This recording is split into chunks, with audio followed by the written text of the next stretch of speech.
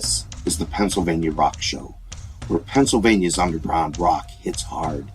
Since 2004, we've been unleashing unsigned bands, ripping riffs, and voices that won't be silenced. Radio, podcast, streaming, anytime, anywhere. No polish, no limits, just real rock. Strap in and turn it up. And now, here's your host, Bill Damiano. Tonight on the Pennsylvania Rock Show, we're pulling back the curtain on the real life of a working musician. Not just the social media version, not the backstage VIP fantasy, but the version built on long nights, cheap motels, broken down vans, sketchy load-ins, and doing whatever it takes to keep the music alive. Our guest is Mike Metzger, better known to many as Memphis Mike, a musician who's lived the grind firsthand. From biker bars to wedding gigs, dive clubs to indie labels, Mike has seen every side of the music business that most people never hear about. The triumphs, the disasters, the strange gigs, the unforgettable crowds, the road stories, the band drama, and yes, probably more drummer stories than anyone should legally be allowed to tell. This episode is for every musician who's hauled their gear through the rain, played to 5 people like it was 5,000, slept in a van, survived bad promoters, and kept showing up because music wasn't a hobby. It was a life. So crack open a drink, turn it up loud, and get ready for some real talk from the trenches of rock and roll. This is the Pennsylvania Rock Show, episode number 829. And with me for this episode is Mike Metzger. And I will have him on your screen in just a moment because I did not have my buttons ready. There we go. So I messed up one word in the intro, and then I was so excited that it was working that I forgot to get the buttons working. But with me now is Mike It Metzger. happens. It happens. What's up, Bill? Not much. So I took that email that you sent me, and I added some of my own words, and then I may have dropped it into AI, which will get me yelled at by my daughter. But get over it. It's a tool. Yes. So hold on, real quick on the whole AI thing. I mean, yes, people are horrible AI. It's killing the world. Okay, I got news for you. Everything we do. The only reason that we think it's killing the world is because the media tells us that it's killing the world. Guess what?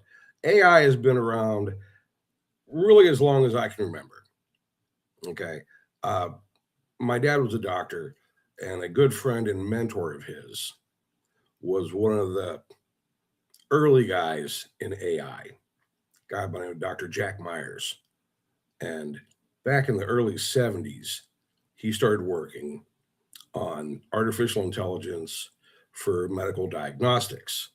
And that's been commonplace for decades. Now, what people don't like is the data centers. And there's no reason to like those because it's just rich guys trying to get stuff for free. All right. And they don't care what happens to the area around it as long as they're making coin. Right. So, that's what has people riled up. All that and the fact that most of the quote unquote AI art just looks like crap. and that's more user error than anything else. But so I'll stop with my leftist ranting. All right, so let's talk about some of the stuff that was in that intro. Sure. So first of all, lifelong gigging musician. Tell us a little bit. I was 13. Tell us a little bit about that background. Well, like I said, I've always been a musician. It's like I started to teach myself to play piano when I was about 3 or 4. And my parents were like, "Oh, prodigy." No, just curious. And so they forced me into lessons. And after a couple of years of that, I just hated it.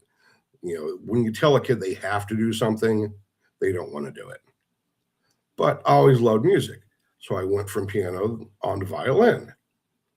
And I went from violin to cello to bass to trumpet to tuba to drums. And my first drum set, as much as I loved it, I learned early on I will never be a drummer. All right. And the world is a happier place without me playing drums. But I was homesick one day because I was always sick when I was a kid. And there was an old Zorro movie on.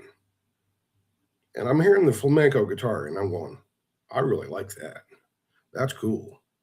And Dad had an old beat up acoustic sitting around. So I picked up, tried to make some noise on it. And it sounded every bit as bad as one would expect, you know. And within a few weeks, it's like, I figured out how to tune the thing. And Dad had an old teach yourself folk guitar book. So I started teaching myself chords. And Dad's like, well, the kid seems pretty serious about this one. Let's get him some lessons. It's like, oh, God, don't ruin it. And I started trying to take lessons. And the guy that I took lessons from, Kevin Still, we're still great friends all these years later. And I mean, I was far more advanced than he was ready for. He taught me a couple of things, and he made me use a pick, which my hand still fights. Taught me a lot of ways to tune a guitar. He taught me some rudimentary finger picking. Then I've been on my own ever since. Now, back then, this was the late 70s. So, disco was around, but, hard rock was still pretty big. And I was really into Jimi Hendrix. So I became the local kid that could play Hendrix stuff. When people first started talking about Guitar Zach 20 or so years ago, I was like, yep, been there, done that. I feel bad for the kid. I already know how his life's going to go. So let me cut you off for 1 second because like the terrible DJ I am, at the top of the show, we heard from A Common Crown and their song Slow Down. I wanted to throw that out there before I forgot. Sorry, keep going. Not a worry. Anyway, like I said, every now and then I get dragged out to different bars to go up and do like Hey Joe or something like that. And I've always been a ham. Put me on stage, I'm in my natural element. And then I started getting more and more into punk rock, and really no one wanted to hear punk rock, but we did it anyway. When I was about 16, one of my punk rock buddies had started a rockabilly band. I'm like, what the hell is rockabilly? What? He goes, you like the Stray Cats. I'm like, no, I don't like the Stray Cats. I know. Oh, rockabilly guy doesn't like the Stray Cats. But there was another band, the Blasters, that I heard a DJ at a wedding I was helping set up for. He played some Blasters. I'm like, ooh, I like that. All right, that kind of has punk rock energy, but it's kind of bluesy. Ooh, I'm down with this. So my friend, he's trying to explain the whole rockabilly thing. Oh, like Carl Perkins, Eddie Cochran, Jerry Lee, that kind of stuff. I said, oh, like they play on the one country oldie station on Sunday nights, because we used to get a station out of West Virginia that played that stuff. He says, yeah, like this. Oh, I can do that. No problem. So we started regularly playing like, the animal clubs, the Moose, the Elks, the Eagles, all that, the VFWs, whatever redneck joint or biker joint would have us, and we always got paid. It was like, okay, back then we used to make $50 each a night minimum. So figure between 50, 75 bucks a night. When I had my first apartment when I was 18, my rent was $150 a month, all utilities included. So I could do like 2 shows and pay my rent for the month, and everything else was just mine. I'm like, okay, this is a lot better than working a day gig. All right. It's a hell of a lot better. So I just kept doing that. Well, since you're talking about shows you've played, have you did you have any nightmare shows? Oh, everyone has those, but I mean, the worst show that we ever did, there was this redneck joint. It was opening up out in the middle of just nowhere. All right. I mean, I can't even remember the name of the joint, but we played to the bartender. That was it. And back then, the average gig was either 9 to 1, 9 to 2, or 10 to 2. So, these weren't, doing a 45-minute set. This was 4 or 5 hours of playing music. And that bartender heard every damn song that we knew, and it's like, he's like, you guys are really good. I just wish there was a crowd. It's like, yeah, well, I'm sure, but remember, we're still getting paid, pal. So don't think that because no one came to your joint that we ain't getting paid. And yeah, we got to be, like I said, that was never the only time I ever had an issue with not getting paid was when I was in the Rowdy Bovines. We were playing some joint up in Beaver County somewhere, and the place was it was tough to find. And remember, this was before cell phones and GPS and all that. So we had to go by directions, written on a piece of paper. And it took us a while. We found the place, and we started like 15 minutes late. So we played over an extra half hour. And so at the end of the night, everything's all loaded out, the crowd's gone and everything. And we're going to settle up with the club owner.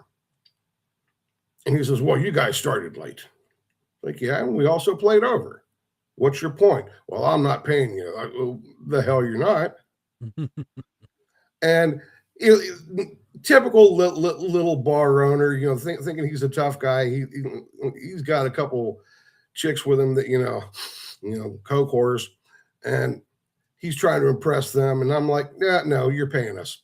So I just walk behind the bar, reach up to the top shelf, grab a bottle, smash it, pay us.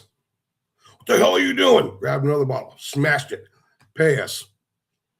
Oh, you'll never play here again.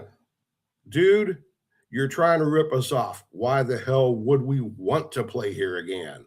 Grab another bottle, smash, money now.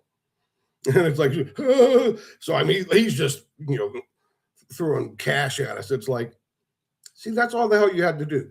You just lost a couple $100 worth of booze because you were trying to impress these skanky chicks. What the hell's wrong with you? And I have no idea if his joint's still open or not. Don't really care. I've never played there again. And guess what? Here it is 35 years later. I can gig whenever I want to. I don't gig much anymore just because I'm getting old and don't care to. I've done north of 6,000 shows on 3 continents. I mean, it's like, I'm not that worried about it, really. Hey, Mike, we're going to take our first music break. And okay. We're going to do They Live. Hey, I know that song. And when we come back, I'll let you talk about it. Sure. And we'll be right back. Right back.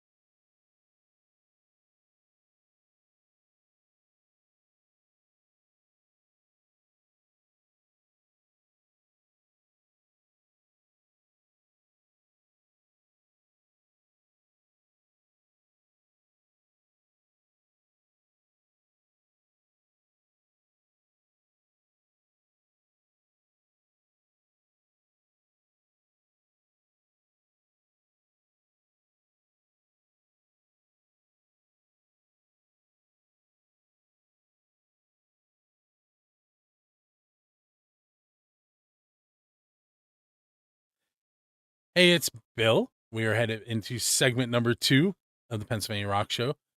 With me tonight is Mike Metzger, also known as Memphis Mike. Getting a kind of road stories and a little bit of history of rock and roll. We just heard from Losers After Midnight, They Live. Mike, who was in that band with you? That was yours truly. On drums, an old friend of mine, George Borden, who the metalheads out there might know from the band Aftershock. And I've known George Hell since we were kids. And on bass, that was Joe Brady, who's a mutual friend of George and mine. And the whole Losers After Midnight thing came together. Joe and I love old horror films. We love old punk rock. We love old rock and roll, old honky tonk, whatever. And we started talking about maybe recording something sometime. And so we got together, worked up a couple things, and went in the studio and recorded a 4-song EP. And it caught on pretty well. People really liked it. So that was in 2014, I think it was. Yeah, I still had a mohawk then. And it went over well enough that we went back in 2016 and did an entire album's worth of stuff. And They Live was on that. And I don't really know a good way to describe the band, but it's kind of like horror punk is how I've heard people call it. I've heard it called post punk and horror punk and whatever. But to quote the late great Sam Phillips, it's all just rock and roll, man. I don't get the having to put titles and genres on everything. It's if it rocks, it rocks. If it moves, it moves. If you don't dig it, don't dig it. If you do dig it, dig it. Pretty simple. But So, yeah, it's like Joe's better known for playing with his band Scanner. They're a punk band from York, and they've been around forever. All right.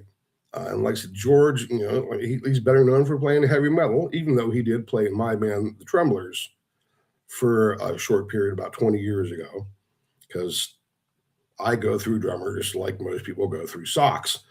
So let's talk about it a little bit. I'm assuming there's some band drama in oh there. no, it's not drama. It's just drummers.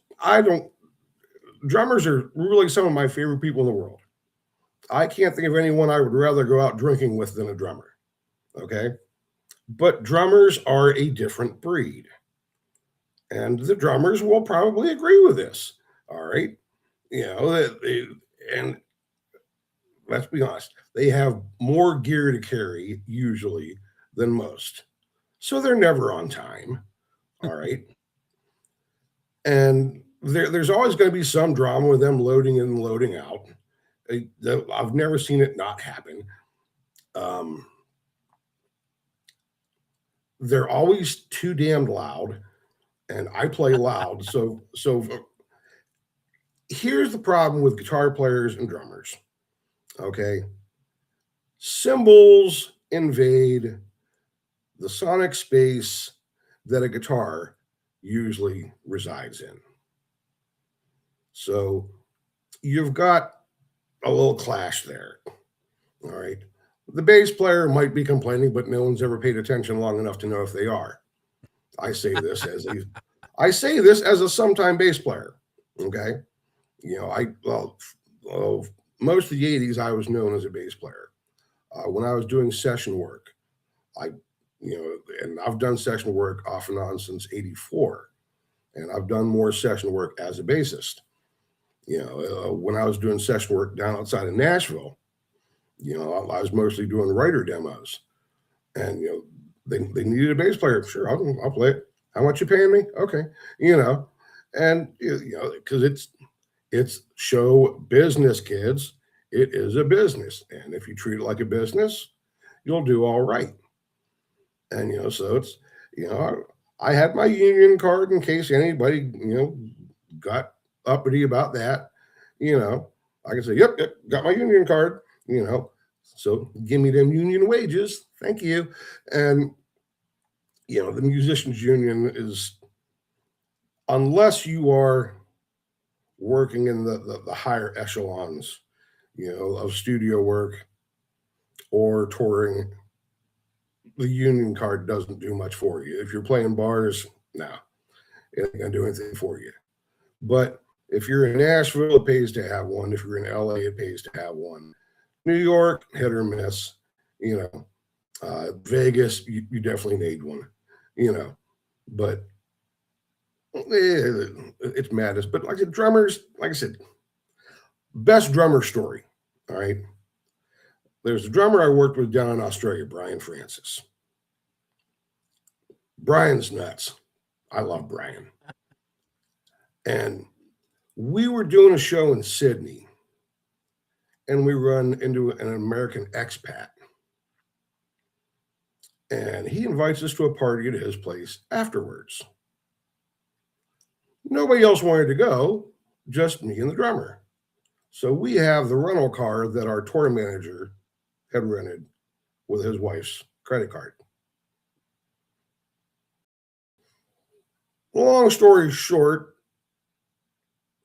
a few dings later, courtesy of the drummer, because we were speeding up and down residential roads and spinning around in the middle of the street and doing stupid things, a few dings, a few $100s later in repairs and being yelled at by the tour manager and his wife, But Brian and I have never worked with a drummer that gets me as much as Brian does. When we recorded the 7 More to Go album, Brian was up visiting from Australia, and we were talking, and he had never been in a recording studio before. I said, well, it's time to pop your cherry. So I called up Dave Granati and said, hey, what you doing this evening? He says, nothing. I said, you want to make some money? Of course you. So I take Brian on out there, and we were just going to horse around a little bit. We ended up tracking like 16 songs in 3 hours. We would have got more done, but Brian actually had to do a second take on a song, which just kind of, threw things for a little bit. And he and David got on like gangbusters. David can tell you the less PG-13 version of the story. How's that? All right. I'll try to keep it clean, but yeah, we had fun, then afterwards, Brian and I hit a little old man bar, and he's loud, and Australians cuss more than anyone you will ever meet. And they are eloquent with it, but very loud. And so, we almost got thrown out of the bar, and not the first time I've been thrown out of a bar. It won't be the last time either. But, it's just how it goes, Let me ask you my unofficial build a scene question. Sure. And I feel like since you've gigged on 3 continents, you Yep. probably could cover this a little differently. So the question is, what is the best pizza you've had because you're a musician? The best pizza? Well, my wife will tell you it's the pizza I make. My personal favorite is Belisario's out here in the North Hills. I will say this: if you are in England and someone suggests going for pizza, run the other way. Okay. I have, there might be good pizza somewhere in England. I've just never found it. All right. I was splitting time between here and Leicester for a while, and there was a pizza joint there called Vic and Tony's New York style pizza. I'm thinking, okay, let's give it a shot. Oh my God. This was cardboard and ketchup with some kind of sausage on it and jalapenos. And I'm like, dude, I used to live in New York City. If you served this to someone up there, they'd probably shoot you. What the hell is this?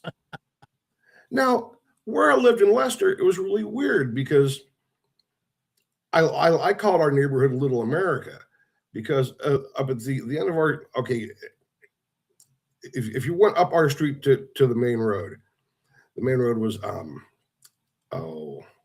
can't think of what it's called now. We were on Evesham, and it went up to whatever. Anyway, there was a KFC, there was a Blockbuster Video. Go down the street a little bit, there was a Papa John's. That's not pizza either. Not in most people's mind. I'll agree with you on that. A Subway had just opened up, and if you went further down towards the city center, there was a Pizza Hut. And sad to say, the Pizza Hut was the best pizza I ever had in England or anywhere in the UK, which should tell you something about British pizza. Now, I had some decent pizza in Australia, but they had no idea what pepperoni was, which threw me. So they said, we can put salami on it.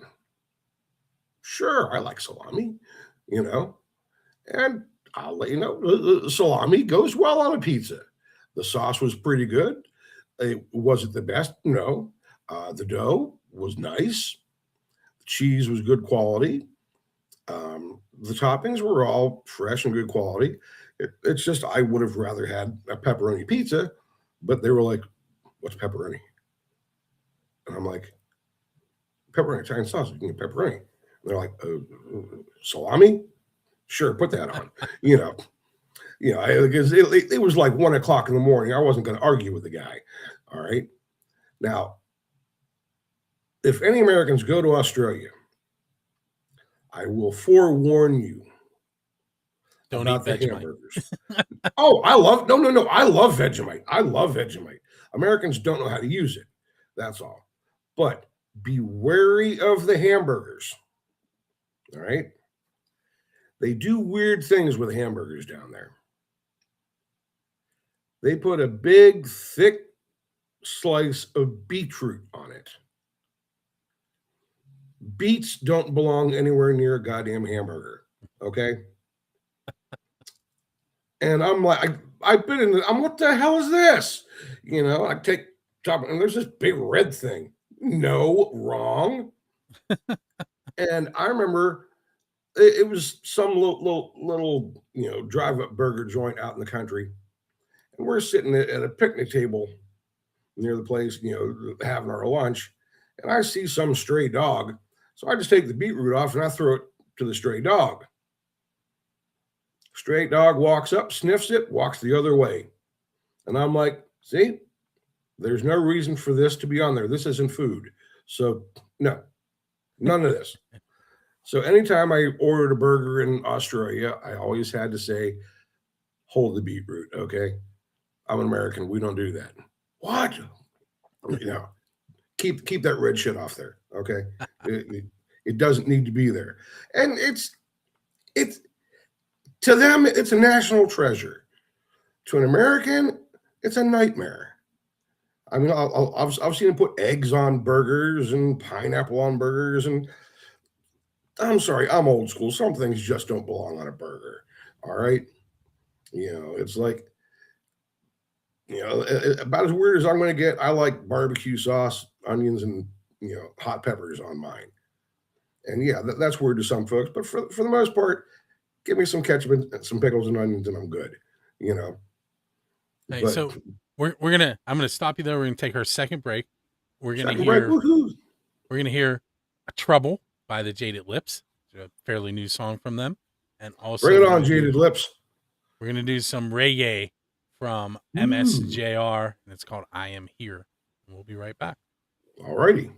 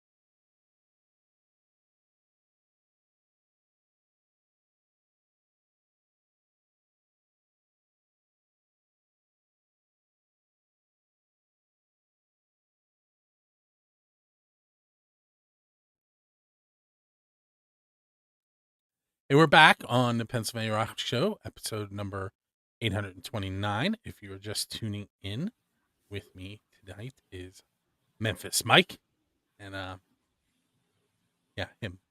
He's pointing to himself. We just heard from the Jaded Lips and MSJR, and we're going to talk for a few more minutes Um, let's see, Mike. I asked you about road stories, Yeah. and nightmare shows and drummers. Um, are there any like any stories about being out there and grinding that you'd like to share?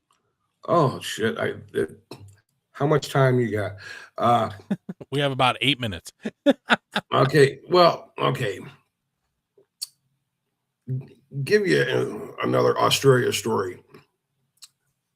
We were heading down. Well, the band didn't go with me. This was the second tour, and I just went by myself and used Australian rhythm section. But I actually had to get a work visa for this one. The first time I just kind of snuck through, but they were really tightening down on this stuff. So I got my work visa and everything. Cost me $20, and I was talking to the customs agent, and he sees my guitar and everything. He's checking the paperwork. Yep, everything's good. And he tells me, he goes, do you know Daryl Hyam? I said, the British guitar player? Yeah. He says, yeah, he just tried to come in yesterday. And he thought he was going to sneak in without a work permit. So we had to send him back the same day. Hmm.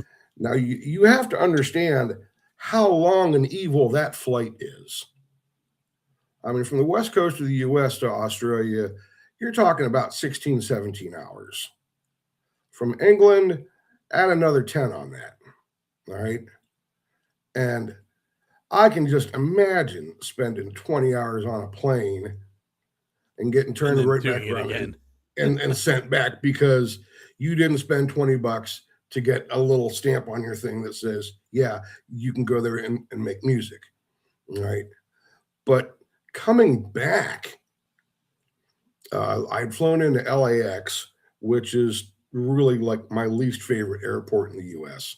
I just, something about that place rubs me wrong. And so I had to, check my guitar and my luggage. And someone, as it turned out, between checking it in and it getting to the plane, someone managed to steal it. And I was in the airport for a couple hours waiting for the flight. And I hear my name over the intercom, Mike Metzger, white courtesy phone, please. Mike Metzger, white courtesy phone. So I go and pick it up. We have found your guitar. I didn't know it was missing. What the hell's going on? So I go to the security. Go, is this yours? Yes. What the hell happened to it? And somehow someone snagged it, and I almost lost my guitar. So yeah, that's one of those headache things. I mean, yeah, there's tons and tons of horrible stories about, I remember I was on tour with Danny Kaye and the Nightlifers out of Baltimore, and the bass player got sick halfway through the tour. And I mean, I haven't seen a man this sick not in the hospital. I mean, he had like 104 fever. He's white as a sheet, just pouring down sweat. I mean, we're thinking he's going to die. All right. And we're riding in this beat up old van, and we were down in Tennessee, I think it was. And we had to drive him back up to his house in Virginia and then take his van and get me back here to Pittsburgh. And then Danny had to drive back to Baltimore. And it was like, oh my goodness. It was not a good tour. It was one of those tours where everything that could go wrong did. But I always like to think that things happen for a reason. Had the tour continued, the second half of the tour was going to be in the Midwest. So we're talking Indiana, Illinois, Missouri. And the house that we were supposed to stay at in Indiana got hit by a tornado and got blown away. Eesh. So we kind of lucked out on that one. I mean, it's like, look, I remember looking back at the paperwork, and between income and expenses, I netted $12 for the tour. You know, look, in the black, not the red. Wasn't rich, but got my bills paid on the road, so it's like, couldn't complain too much, and I wasn't blown away by a tornado. So, That's always a plus. yeah, and the whole thing is, it's you can eliminate most road problems by planning ahead. All right. And like I said, it is show business, so treat it like a business. I mean, call it Rock Band LLC. Set it up like a little business. Get yourself a business credit card for those emergencies that do come up. All right, and they will. All right. Do not go on the road if you don't have health insurance, because something will happen. All right. I mean, I remember driving to Tennessee and stopped to get a burger outside of Cincinnati. By the time I was about 10 miles outside of Louisville, Kentucky, the food poisoning had started. And I played restaurant roulette from Louisville down to Linden, Tennessee. I have never been that sick in my life. I don't care to ever be that sick in my life ever again. And the last place that you want to be that kind of sick, I mean, both ends going like a volcano, is in a rest stop. You don't want that. But that's part of life on the road. These things do happen. So be smart about what you eat, be smart about what you drink. It all looks and sounds like fun. And that time on stage is. The rest of it can be a pain in the ass. All right. And just you have to expect certain things to go wrong. I have never done a tour where nothing went wrong. All right. That's just never happened. So Mike, we have about a minute. Okay. I do want to ask you if about an unforgettable crowd. Was there a crowd that you still remember to this day? Oh yeah. This would be my largest crowd. And that wasn't what was so memorable.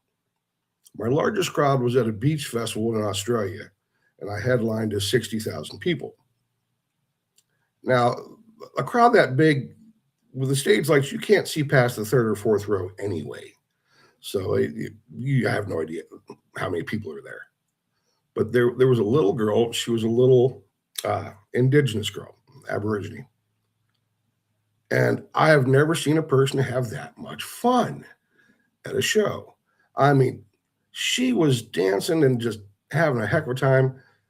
And what I know is, a lot of the indigenous folks really have no money. So her family obviously scrimped to come to this show. So I, go over the side of the stage and told my stage manager, get some merch for them, have them meet me backstage after the show. All right. And, and I mean, this little girl and her family, I mean, they made the show for me. Okay. They had so much fun that it made me give an even better show. All right. And that's one of the things. I mean, Australian audiences are really some of my favorite on the planet. All right. I mean, they love a good live show. And they let you know. But seeing that kid and her family, I've never seen anyone have that much fun at a show. And I'll carry that memory with me till I'm dead and gone. It was that good of a show. And I've done north of 6,000 shows. To remember any of them, it takes some work. But that one I will always remember. So thank you, Australia. Y'all were fun. Hey, Mike. So Yeah. we are at the end. I have two more At the tracks end. to play. We're gonna play "Revenge Tastes Sweet" by Storms Within, and we're gonna end things with D. Gregorio's song "Detour," and Detour. off of her upcoming album called Directionless, which hasn't been released yet. But And folks, buy it the day it comes out. All right. Get it. Pre-order that thing.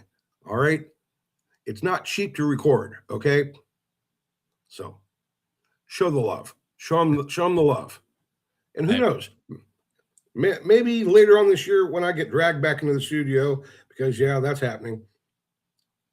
Maybe you'll order some of my stuff. Who knows?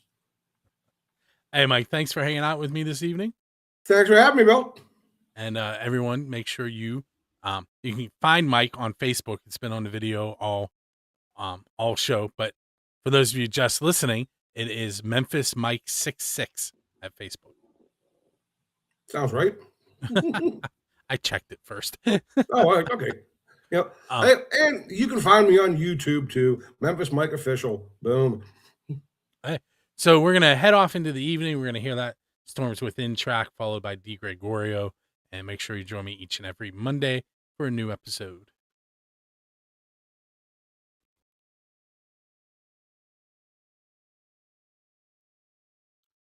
Don't forget that Music from 412 has partnered with Dresky Entertainment to have Dresky give away 2 tickets to select shows that they are producing.